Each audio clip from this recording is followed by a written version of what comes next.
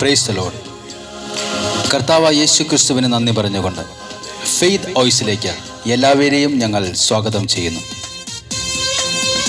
വിശുദ്ധ ഗ്രന്ഥം തുറക്കപ്പെട്ടു.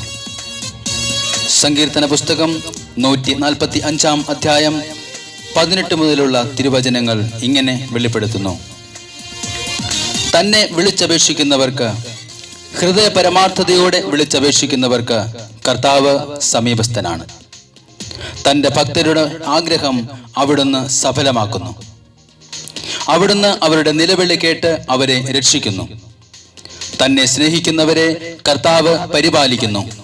എന്നാൽ സകല ദുഷ്ടരെയും അവിടുന്ന് നശിപ്പിക്കും.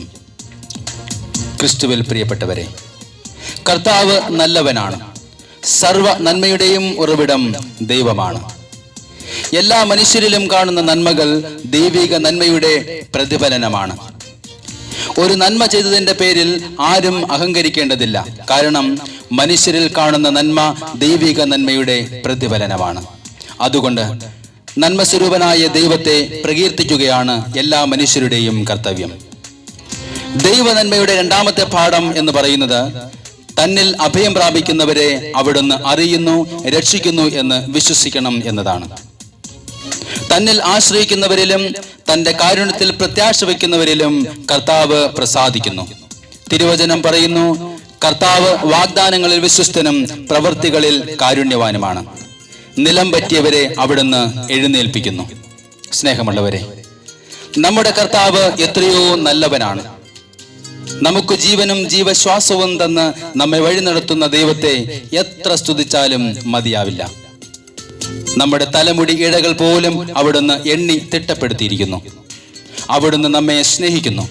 വചനം പറയുന്നു, നിങ്ങളുടെ ശരീരം പാപം നിമിത്തം മൃതമാണെങ്കിലും ക്രിസ്തു നിങ്ങളിൽ ഉണ്ടെങ്കിൽ നിങ്ങളുടെ ആത്മാവ് നീതി നിമിത്തം ജീവനുള്ളതായിരിക്കും. അതുകൊണ്ട് നമുക്ക് കർത്താവിൻ്റെ അടുക്കൽ ചെല്ലാം. അവിടുന്ന് നമ്മോട് കരുണ കാണിക്കും. സ്വർഗസ്വനായ ദൈവത്തിന് നന്ദി പറയുവിൻ. അവിടുത്തെ കാരുണ്യം അനന്തമാണ്. കർത്താവേ, ഞാൻ അങ്ങയെ വിളിച്ചപേക്ഷിക്കുന്നു, വേഗം വരണമേ. ഞാൻ വിളിച്ചപേക്ഷിക്കുമ്പോൾ എൻ്റെ പ്രാർത്ഥനയ്ക്ക് ചെവി തരണമേ. എൻ്റെ പ്രാർത്ഥന അങ്ങയുടെ സന്നിധിയിലെ ധൂപാർച്ചനയായും ഞാൻ കൈകൾ ഉയർത്തുന്നത് സായാഹ്ന ബലിയായും സ്വീകരിക്കണമേ. എൻ്റെ നാവിൽ അങ്ങയുടെ നാമം മാത്രം ഉയരട്ടെ. എൻ്റെ ചെവികളിൽ അങ്ങയുടെ സ്വരം കേൾക്കുവാൻ എനിക്കിടയാകട്ടെ. കർത്താവേ, വേഗം വരയണമേ. നാവിൽ എന്നീശോദൻ നാമം, ജീസസ്. കാതിൽ എന്നീശോദൻ നാദം, കണ്ണിൽ ഈശോദൻ രൂപം, നെഞ്ചിൽ ഈശോദൻ സ്നേഹം, മനസ്സു നിറയെ നന്ദി മാത്രം. ജീസസ്.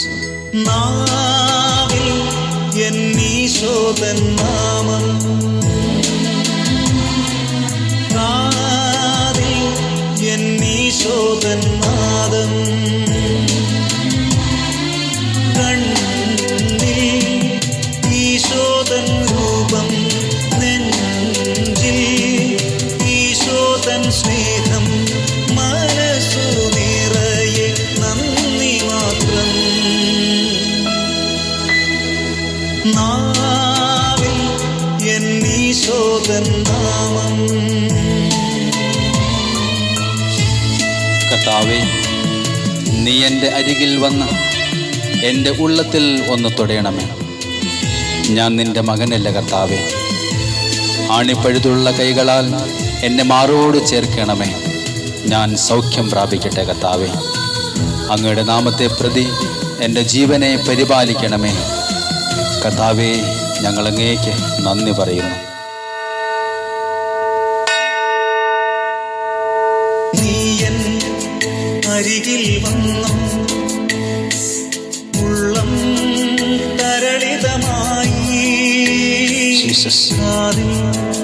തിരുമൊഴി കേട്ടു നീയൻ പൈതലല്ല, യേശുവേ ആണിപ്പഴുതുള്ള കൈകളാൽ എന്നെ മാറോടു ചേർത്തണച്ചു. നാവിൽ എന്നീശോതൻ നാമം, കാതിൽ എന്നീശോതൻ നാദം. കർത്താവേ, ഈ ലോകവും ഈ ലോകത്തിലെ ആശകളും എന്നെ നയിക്കുമ്പോൾ കർത്താവേ, എന്നും നിൻ ഹിതമറിഞ്ഞ് ജീവിക്കുവാൻ എന്നെ സഹായിക്കണമേ. ഞാൻ തളരുമ്പോൾ എൻ്റെ വഴി അങ്ങ് അറിയുന്നു. എൻ്റെ ആവലാദികൾ അങ്ങേ തിരുമുമ്പിൽ ഞാൻ സമർപ്പിക്കുന്നു. ഞാൻ ആശ്രയിക്കുന്നത് അങ്ങിലാണ്. എന്നെ സഹായിക്കണമേ.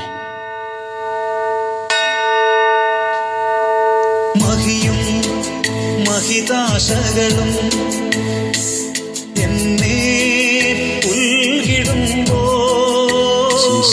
എന്നും നിൻഹിതമറിയാൻ ഹൃദയം പ്രാപ്തമാക്കൂ. യേശുവേ, ഹിതമല്ല തിരുഹിതമെന്നിൽ എന്നെന്നും നിറവേറണം. യേശുവേ, നാവിൽ വരണം. എന്നീശോതൻ നാമം, ജീസസ്. കാതിൽ എന്നീശോതൻ നാദം, കണ്ണിൽ ഈശോതൻ രൂപം, നെഞ്ചിൽ ഈശോതൻ സ്നേഹം, മനസ്സു നിറയെ നന്ദി മാത്രം. ജീസസ്.